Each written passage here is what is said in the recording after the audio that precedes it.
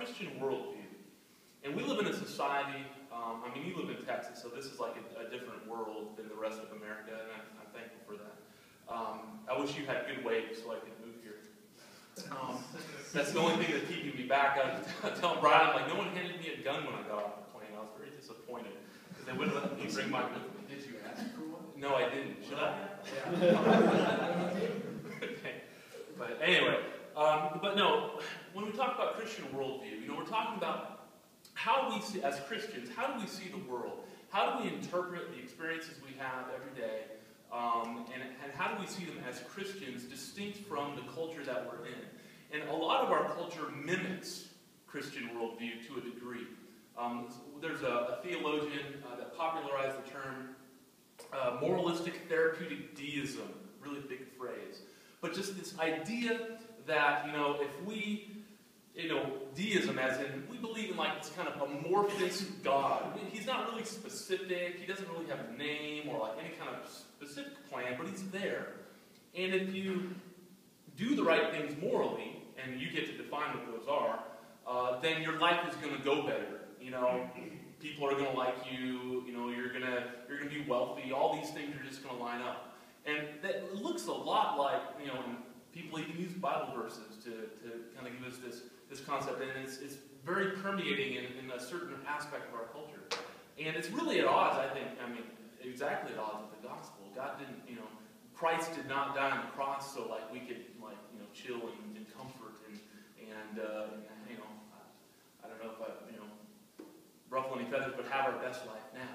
It's supposed to come later. It's supposed to be with Him. And this is, we're here. We're like infantrymen that have parachuted into a battle, and we have work to do. We're not here to kick up the bark of land or have a brew and just watch what's going on and be like, could someone please bring me a sandwich?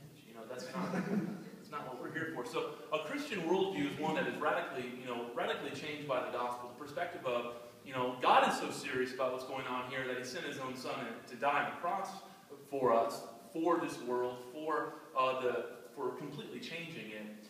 And how do we interact with everything that's going on? How do we shape our minds? How are our minds transformed? How are they renewed in such a way that we become kind of immune or like little fire alarms to things that are wrong, that are going to lead us down the wrong path?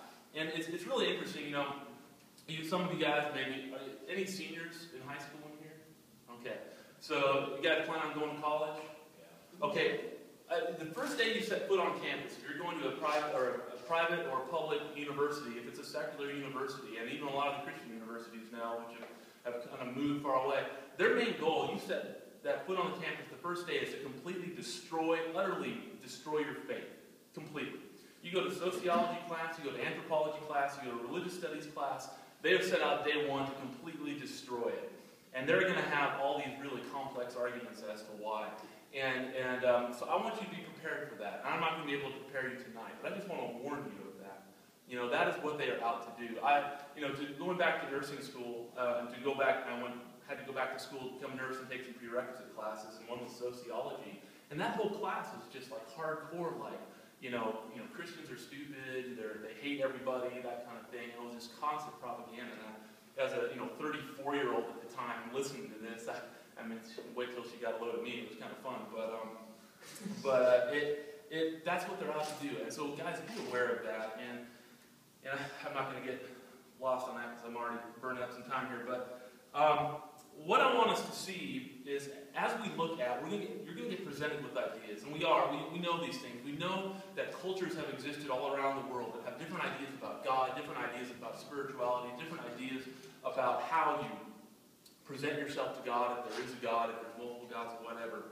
But what I want you to see is that even in those things, that the sovereignty of God is working through history, and is working through the hearts of men, and that even if these men never even know God, they cannot help but be part of that narrative, part of that story, and they can't help but project His ideas into their own ideas. C.S. Lewis, who's like my favorite, and back in the day, Brian, you always gave me a hard time about like all my little C.S. Lewis books lined up on my shelf. They're like, what a dork, And I still am. Total nerd, and that's fine. still beat everyone in here arm wrestling. It was a coping mechanism for my dirtiness. This idea that there's this thing called a typology, okay, or like an allegorical figure, and we see that throughout literature. If you guys have taken literature, you probably learned about typologies or about allegory. But this idea that we can have this kind of figure that is representative, okay, and C.S. Lewis describes at length. He talks about how secular mythologists, they claim that mythology is the result of like ancient man, kind of observing facts, like, that volcano blows up. So there must be like a god in that volcano that gets angry and it blows up, So it's kind of like they didn't have any science, so they came up with this myth. And these crude myths over time have become, more elegant, more complex, okay, kind of like this Darwinian evolution kind of way of creating mythology. And so we get this character of Jesus Christ who's just like the next, evolution in mythology. Okay, he's just just like all the other legends of the God, that dies and comes back to life. And you guys, many of you may be aware of this, but there's a lot of those in mythology, in Greek mythology, which shares Roman mythology, in Irish mythology. My favorite, which is Norse mythology, you have Balder, okay, he gives his life, and one of the main hope of like the Norse people was that Balder would return for them. Okay, you have Osiris in the Egyptian mythology. You have all throughout the Greek mythology. There's actually multiple gods or goddesses who like die and come back. You see it in like South America, the corn gods that they die at the harvest time and they're reborn in the spring. Okay, this idea, and so the seculars say, well, does Christianity just kind of borrow from that and just kind of took this guy that happened to be hanging around and kind of made him into that. All right. Lewis says that this is like exactly backwards. That it's an assumption that higher things are always copies of lower things. He says it's backwards. The idea that things, like evolution, lower things become higher things. I have a problem with that, but I also have a problem with that in mythology. On the contrary, he would demonstrate that lower things are actually copies of higher things. I don't know, you guys are probably, except for a few of us, are too young to remember copying like tapes. But if you had like a cassette tape and you copied it and you copied it again and copied it again, it kept getting like fuzzier and cracklier. Okay? That's not a word. I like to make up words sometimes. That's okay. That's how we get words.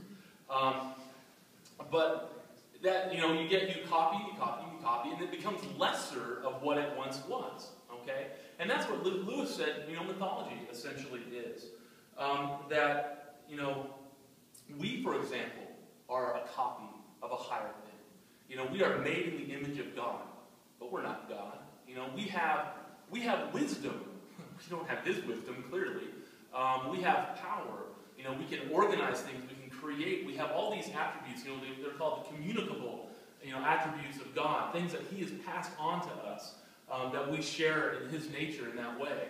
Our creativity, I think, being one of the most obvious ones. The way we can create music, and art, and architecture, and all of these things. We are creators in that sense. So we are a lower copy of a higher thing, or of a higher being.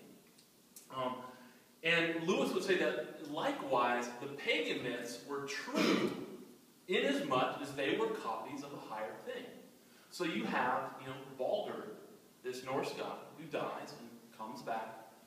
And in this sense, he fits into that Christ typology.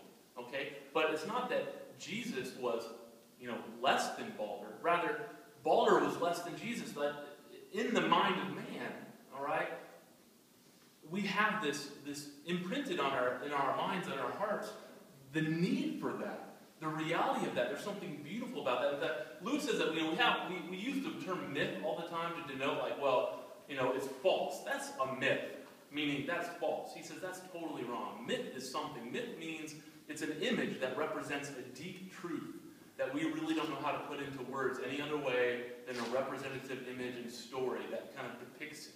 And that idea that the necessity of a God who would lay down his life is one of those things. And that's why it is everywhere in human history. because it is part of who we are. We must have that in our way of thinking. We know we need it. And so he says that we discover that at the heart of Christianity is a myth, which is also a fact. By becoming a fact, it does not cease to, this is exactly what he said. He said, by becoming a fact, it does not cease to be a myth. God is more than a God, not less. Jesus is more than vulgar, not less. So Jesus Christ's life, death, and resurrection are actually a historically true fulfillment of what those myths were about. That longing in the human heart to have God rescue them in that manner, to rescue us in that manner. We long for that, and that's why that mythology. That's why we like movies like that. I mean, how many movies are there where the hero is sacrificing himself? I even think of the last Batman. I just saw that a couple of weeks ago. That movie was awesome. I mean, it actually was. Think about how it goes. You think he's gone forever. Anyone not see it? Am I ruining it for you? Okay, I'm ruining it for you. You think he's gone forever, right? It's like, but he did this thing. He saved Gotham. It's like it was the perfect thing. They hated him. I mean, think about it. They hated him. They despised him. All right? He became their scapegoat, right? And then he takes the bomb and he takes the thing that's going to destroy them all and he carries it as far away from he can and he detonates it. And his life saves all of theirs, right? But then at the end he comes back, I mean, how cool is that? And it's awesome. So I just ruined it for you. He doesn't got it. He's way, he gets the girl too.